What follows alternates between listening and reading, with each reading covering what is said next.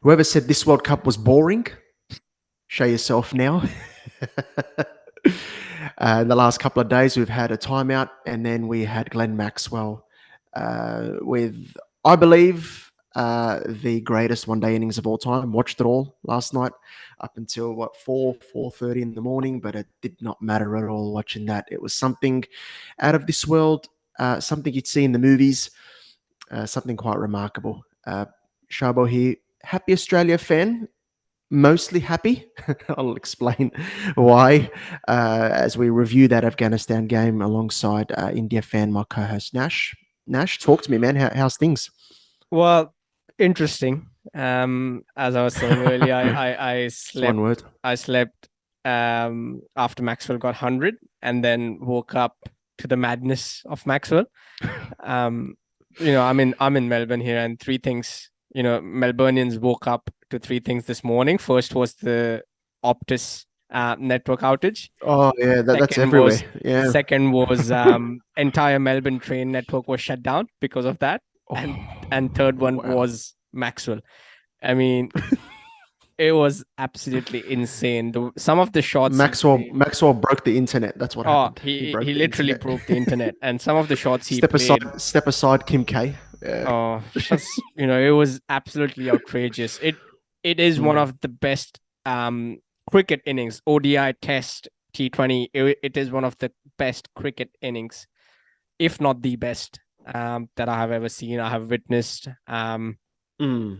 And you and I, we've lived through some amazing innings over the years. Be it Ricky Ponting in the 2003 World Cup, be it Sachin Tendulkar at Sharjah, Sachin Tendulkar at 175, Virat Kohli against Sri Lanka. I mean, numerous innings. Gilchrist in the 2007 final, but I think this one is top of the pile there.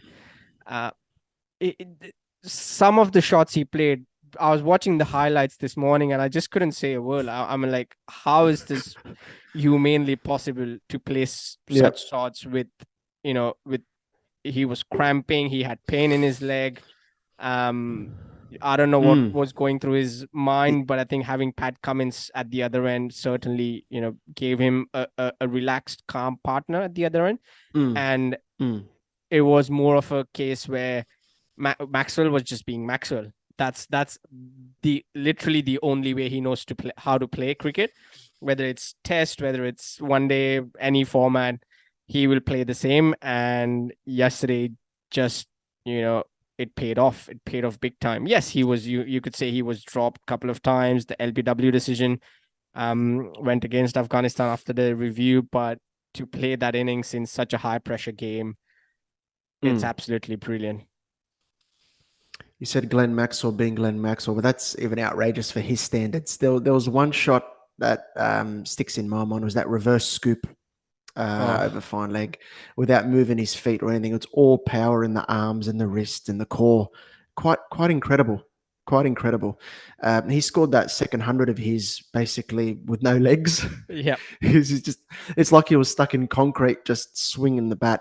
And look, there was criticism of the Afghanistan bowlers that they didn't bowl maybe wide enough or try a few more deliveries in the Yep. pitch, into the pitch. But what's stopping Maxwell in that situation from just reverse scooping those? Um, it's a sign of the quality of the guy, the aura of the guy that he sent Afghanistan into a complete panic, even when there were a triple figure amount of runs still required to win. Over Yep. 100 runs still needed to win. You've sensed the nervousness and the tension in the Afghanistan camp. Couple of the key stats that will just roll off here. It's the first double hundred by a non-opener in ODI cricket, and the first double hundred in a run chase. So quite extraordinary. And now Maxwell has 898 runs in all ODI World Cup matches, and he's striking at 161 overall. It's freaky stuff when you talk about Australia stepping up in World Cups. Which I think this team still has some room to improve, which we'll touch on soon. Glenn Just Maxwell epitomizes that. when the World Cup will be done, just remember Maxwell. This is not the only freak innings he has played. He literally Oh yeah, scored no, the fastest World Cup 100 a few weeks ago, a few days ago, and yeah, two to weeks ago, to yeah, yeah. That that to that that, that overshadow feels like a that, distant memory. to overshadow that, it's absolutely brilliant. And as you were saying, you were, absolutely bang on money there, because the way Afghanistan bowled, I don't know what plans they had in mind. I think initially the plan was bowl into the stumps, change the pace, and hope Maxwell skies one or mishits one. And then as game went on, the plan from Australia was very clear. Pat Cummins was going to take a back seat. He was just going to put bat on ball, take He did singles, well. not He taking did any brilliantly. risks. And then Maxwell will do Maxwell things. But then the plan from Afghanistan was, there was no plan once Maxwell started doing what he does It was best. panic. And the best plan, as you said, I think, he could have reverse scooped 6 out of 6, but then that's the added layer of risk that Maxwell has to go through, because that would have been an ideal plan. He literally was not moving a single inch. And they're bowling a lot in his arc. Exactly. When it came to his legs, he wasn't moving at all. He was being like Shivam Dube when he plays in IPL. And I like that. to bowl to someone like that, straight into his arc, straight into the stumps, into his sort of swing motion, that was just stupid from Afghanistan. And that shows the inexperience of playing international cricket. Yes, a lot of them have played IPL and leagues all around, T20s, but playing World Cup cricket, 50-over cricket, is a different ball game, is a different kettle of fish. And that's the inexperience that Afghanistan players showed yesterday, because they panicked and they did not know how to get out of it. All they did was just go through the motions, just keep bowling where they were bowling, and hope that Maxwell would sky one. Because if they would have bowled all 6, easier said than done, but bowling all 6 balls away from the batter, away from Maxwell, close to the wide line, not in his arc, and keep the field accordingly, keep everyone on the boundary, on offside, and pack the leg side as well, try and pack the leg side, so he has to sort of move to his off stump, and then try to scoop on the leg side. That's another risk that Maxwell has to take. So that plan wasn't clearly there. I did not see a single sort of wide Yorker from Afghanistan. No. Not even an effort to bowl there. And again, one would argue that Afghanistan also played a fast bowler less. Farooqi did not play yesterday, and that could have proved to be game deciding as well. Yeah, possibly. I mean, look, I think that the Majib drop was massive, and then Shahidi dropped the catch as well.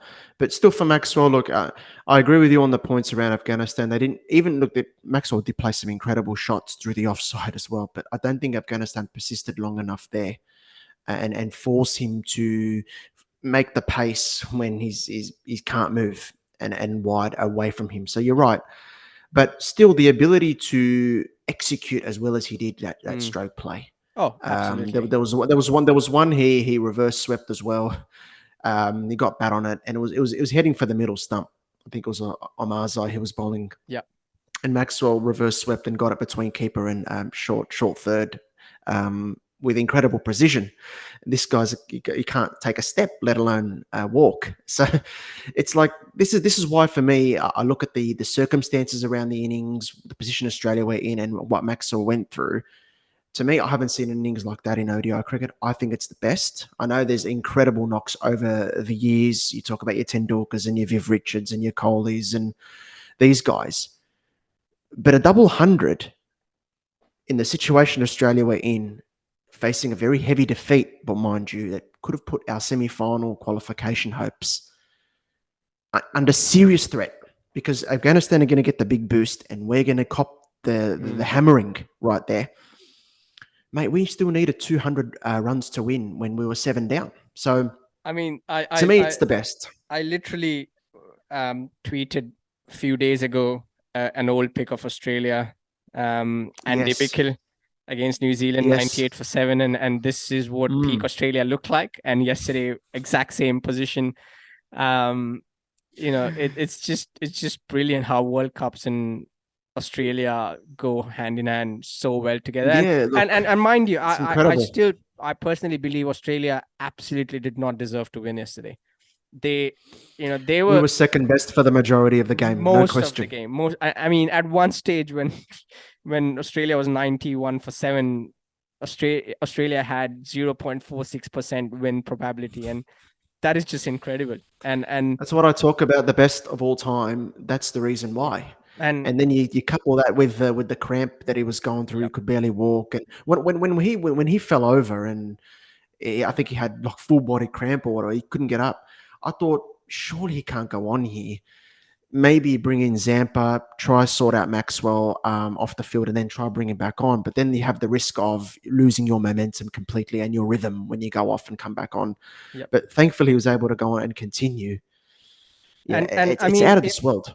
if after the game, if Pat Cummins or the coaches are not saying to the team this, that, boys, we were terrible today in the We in the got away, match, got away but with it. we Got out literally of won jail big because time. of Glenn Maxwell. I don't know what they are doing, because that's the only way they won yesterday. Of course, Bowling wise, in the death overs, they were horrible. shocking, Gave shocking. away a lot of runs.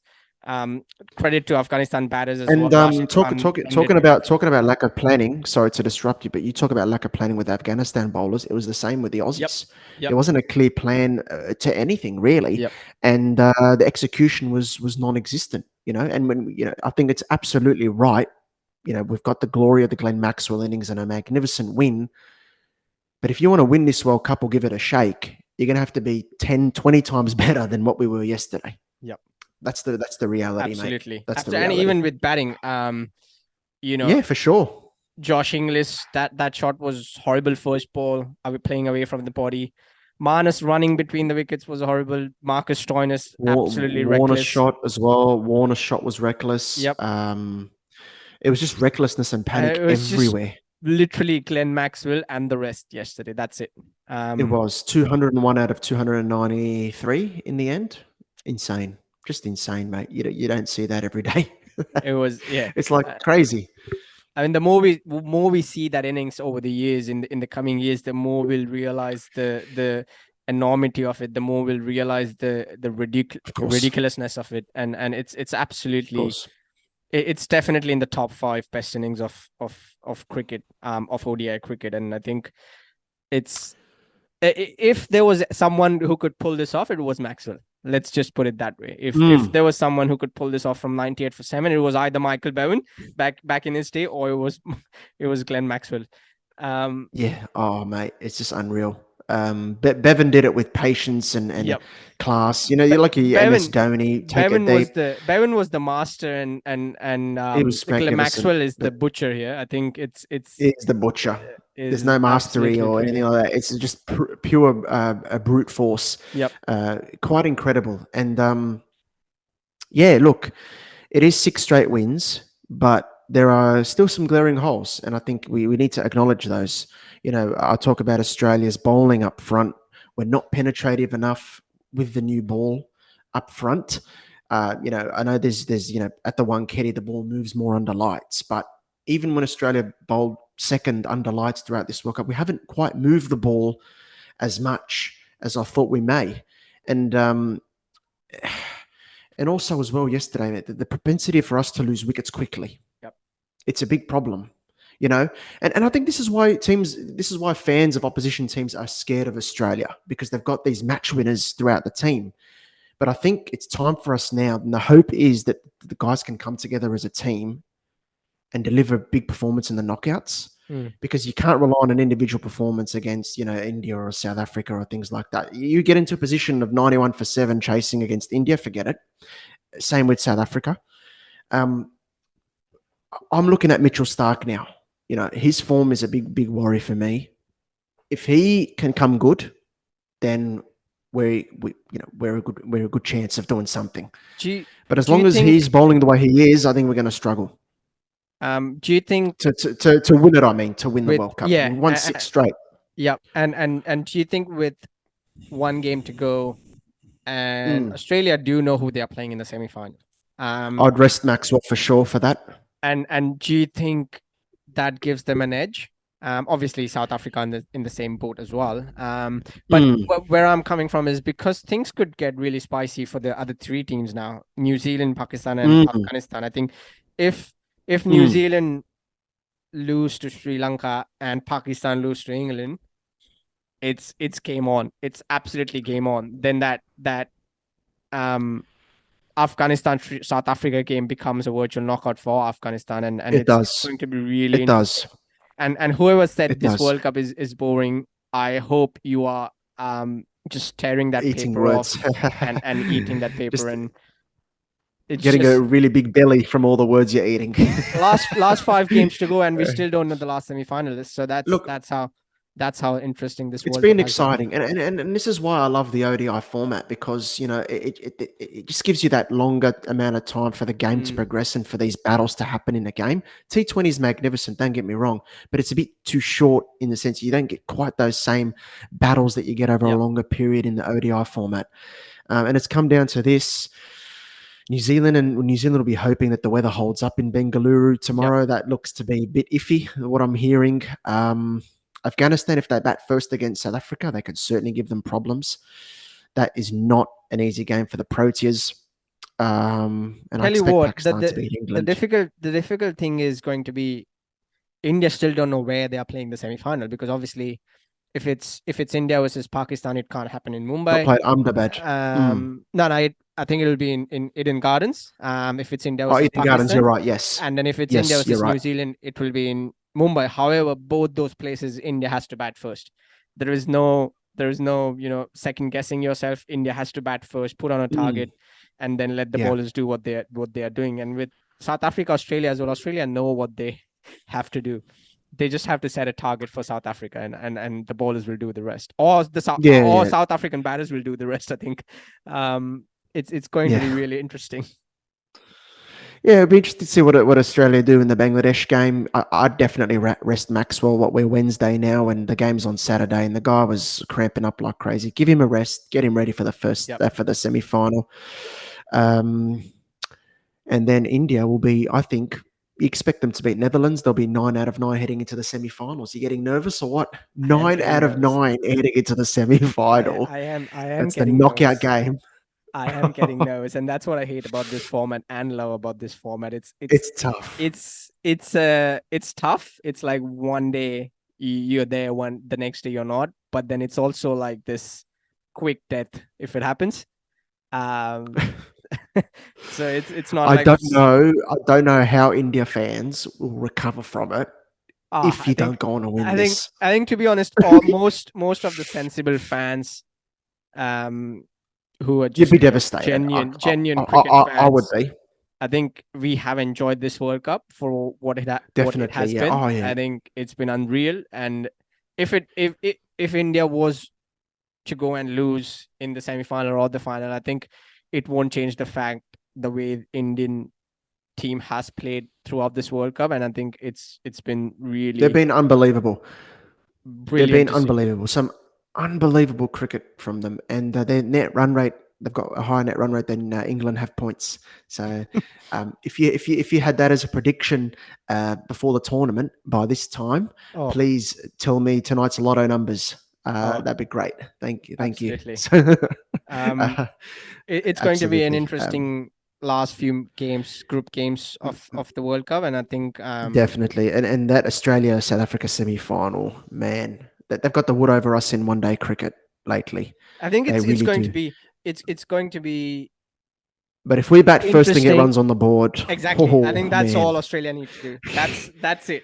Bat first, mate. Put runs on board, and you're done. Just put them under pressure and just have a chat with them on the field and say, you guys, this is your time now, and you got to chase this target. You haven't chased properly in a long time. Show us what you got. Yep. It'd be interesting. Be fascinating to see. Thanks, Nash. Thanks to everyone for watching, listening. What an innings from Glenn Maxwell. For me, the best that I've seen. Definitely worth staying up for it. It took me a while to sleep, actually, after that, because just the rush, the adrenaline rush, the rush from watching it. But no doubt about it, Australia still have improvement left in them. First semi-final against South Africa will be absolutely massive. I can't wait for that. Australia back there in the semis. Can they go on all the way and make a big shake in this World Cup? That's the big question. India's to lose for now, and we'll see what happens in the rest of the group stages as well. Thanks, Nash. Thanks, everyone.